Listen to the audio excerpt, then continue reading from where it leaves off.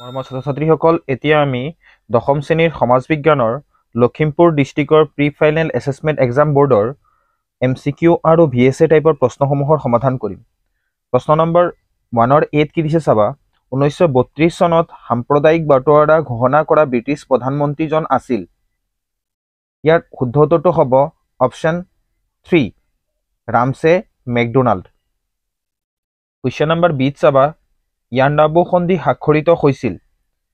ইয়াৰ শুদ্ধ উত্তৰটো হ'ব অপশ্যন 1 1826 চনৰ 24 ফেব্ৰুৱাৰীত। কুৱেশ্যন নম্বৰ 3 দিছে ৰঙিয়া কৃষক বিদ্ৰোহ হৈছিল। চিৰ শুদ্ধ উত্তৰটো হ'ব অপশ্যন নম্বৰ 2 1893 চনৰ 24 ডিচেম্বৰত। কুৱেশ্যন নম্বৰ ডিত চাবা কি দিছে, তলৰ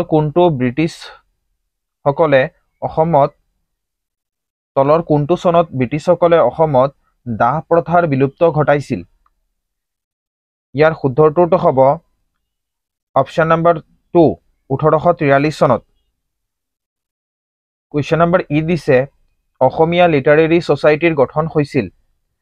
ইয়াৰ শুদ্ধ উত্তৰটো হ'ব অপশ্যন 1 1872 চনত।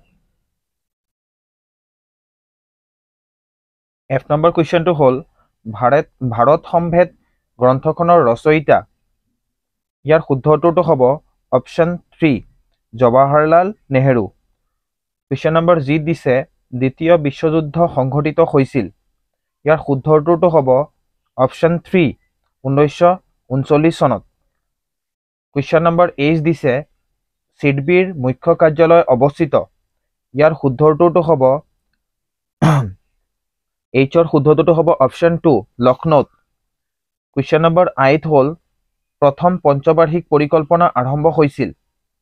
ইয়াৰ শুদ্ধ উত্তৰটো হ'ব অপশ্যন আইৰ শুদ্ধ উত্তৰটো হ'ব 1 1951 চনৰ 1 এপ্ৰিলত। কুৱেশ্যন নম্বৰ জেড দিছে তলৰ কোনটো অনৱীকৰণযোগ্য সম্পদ। ইয়াৰ শুদ্ধ উত্তৰটো হ'ব অপশ্যন 4 কয়লা। কুৱেশ্যন নম্বৰ কে বায়ুমণ্ডলত থকা অক্সিজেনৰ পৰিমাণ। ইয়াৰ শুদ্ধ উত্তৰটো হ'ব অপশ্যন 3 20.94%। কুৱেশ্যন নম্বৰ এল হ'ল কেবিনেট মিছন ভাৰতলৈ আহিছিল। ইয়াৰ শুদ্ধ উত্তৰটো হ'ব অপশ্যন 3 1946 চনত। কুৱেশ্যন নম্বৰ 2ৰ এ নম্বৰ দিছে বংগদেশৰ একত্ৰীকৰণ ডেছ চনত হৈছিল। ইয়াৰ শুদ্ধ উত্তৰটো হ'ব 1911 চনত হৈছিল 1911 চনত। কুৱেশ্যন নম্বৰ বি দিছে সীমান্ত গান্ধী নামেৰে জনা যায়। ইয়াৰ উত্তৰটো চাই ল'বা। আব্দুল গফুৰ খানক সীমান্ত গান্ধী নামেৰে। কুৱেশ্যন নম্বৰ চি দিছে ফুলগুৰি ধাবা সংঘটিত হৈছিল 1861 চনত। কুৱেশ্যন নম্বৰ ডি দিছে উত্তৰ পূৰ্বাঞ্চলৰ ডেছ ৰাজ্যত মাতৃতান্ত্ৰিক সমাজ ব্যৱস্থা প্ৰচলিত। ইয়াৰ শুদ্ধ উত্তৰটো হ'ব মেঘালয় ৰাজ্যত। কুৱেশ্যন নম্বৰ ই দিছে সাগৰে এছিয়া মহাদেশক আফ্ৰিকা মহাদেশৰ পৰা পৃথক কৰিছে লোহিত সাগৰে। কুৱেশ্যন নম্বৰ এফ হ'ল এচিড বৰষুণ সাধাৰণতে ডেছ অঞ্চলত সৃষ্টি হয়। ইয়াৰ উত্তৰ হ'ব ঔদ্যোগিক অঞ্চলত সৃষ্টি হয়। কুৱেশ্যন নম্বৰ জি দিছে ৰাষ্ট্ৰসংঘৰ চনদত মুঠ ডেছটা অনুচ্ছেদ আছে 111টা 111।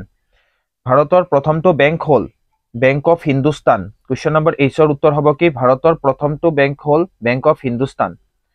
কুৱেশ্যন নম্বৰ আই হ'ল নীতি আয়োগৰ অধ্যক্ষ হ'ল প্ৰধানমন্ত্ৰী। কুৱেশ্যন নম্বৰ জে 2011-12 চনৰ তথ্যমতে প্ৰায় 430খন ইয়াত হ'ব 430খন চৰকাৰী পঞ্জীয়নভুক্ত বিল আছে। কুৱেশ্যন নম্বৰ 3 ৰবীন্দ্ৰনাথ ঠাকুৰে কিয় নাইট উপাধি ত্যাগ কৰিছিল। চাবা উত্তৰটো ইয়াৰ পৰা লিখিবা জালিয়ানৱালাবাগ হত্যাকাণ্ডৰ প্ৰতিবাদত ৰবীন্দ্ৰনাথ ঠাকুৰে ব্ৰিটিছ চৰকাৰে প্ৰদান কৰা নাইট উপাধি পৰিত্যাগ কৰিছিল। কুৱেশ্যন নম্বৰ 4 মণিৰাম দেৱানক কোন বাঙালী মুক্তিয়াৰে সহায় কৰিছিল। মধু মাল্লিক। কি লিখিবা মধু মল্লিক। কুৱেশ্যন নম্বৰ 5 হ'ল কুশল কোঁৱৰক কি অপৰাধত ফাঁচি দিয়া হৈছিল। উত্তৰটো চাবা সৰু পথাৰত ৰেল বগৰোৱাৰ অভিযোগত কুশল কোঁৱৰক ফাঁচি দিয়া হৈছিল। কুৱেশ্যন নম্বৰ 6 হ'ল কোম্পানীৰ আমূল বুলিলে কোনচোৱা সময়ক বুজোৱা হয় 1826 চনৰ পৰা 1858 চনৰ সময়ছোৱাক কোম্পানীৰ আমূল বুলি কোৱা হয় বা সময় বুলি বুজোৱা হয় আন্তঃৰাষ্ট্ৰীয় যোগ দিৱস কোন তাৰিখে পালন কৰা হয় 7 নম্বৰৰ উত্তৰটো লিখিবা 21 জুন কুৱেশ্যন নম্বৰ 8 হ'ল হেৰেকা আন্দোলন কি উত্তৰটো চাবা ইয়াৰ পৰা স্বাধীনতা সংগ্ৰামী ৰাণী গাইডালুৱে নাগালেণ্ডৰ পৰম্পৰাগত ধৰ্মবিশ্বাস তথা সাংস্কৃতিক সংৰক্ষণ তথা পুনৰ প্ৰৱৰ্তন কৰাৰ উদ্দেশ্যে এক আন্দোলন গঢ়ি তুলিছিল এই আন্দোলনক হেৰেকা আন্দোলন বোলা হয় কুৱেশ্যন নম্বৰ 9 দিছে অসমৰ ধৰ্মীয় বিবিধতা আৰু সংহতিৰ বিষয়ে লিখা উত্তৰটো চাবা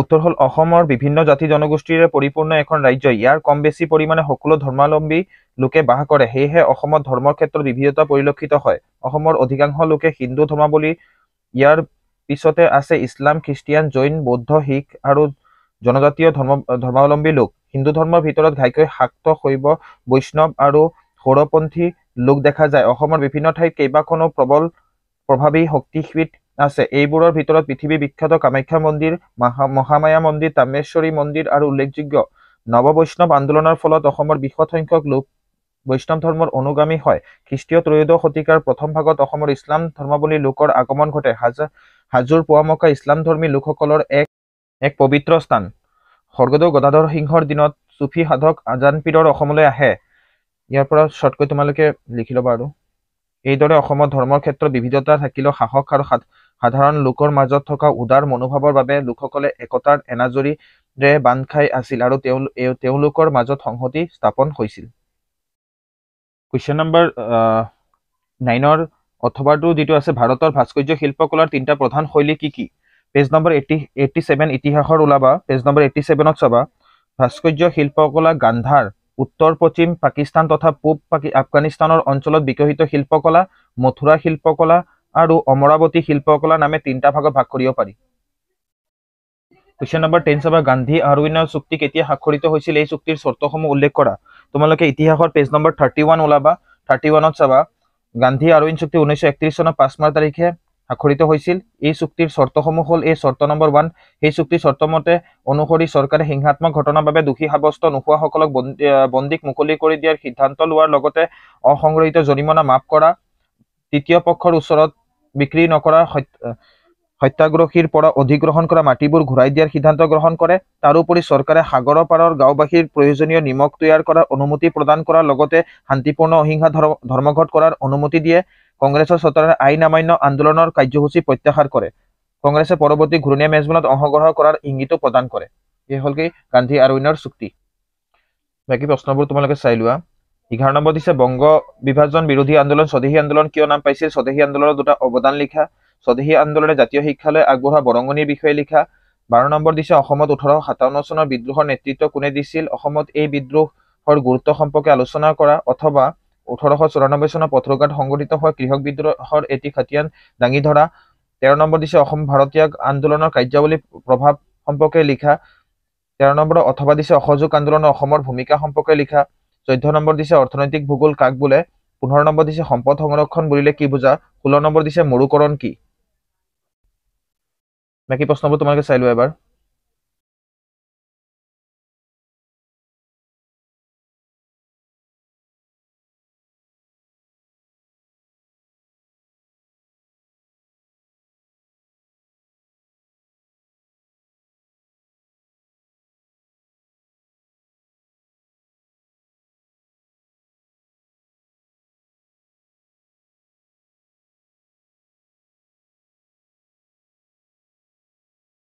Question number 26, 27, 28, 29 এইবোৰ চাবাই 31, 32, 34 সেউজ বিপ্লৱ কি এইবোৰ আহেই প্ৰশ্ন তোমালোকে চাবাই এইবোৰ ভাৰতৰ সংসদীয় প্ৰগতি চৰকাৰৰ বৈশিষ্ট্যসমূহ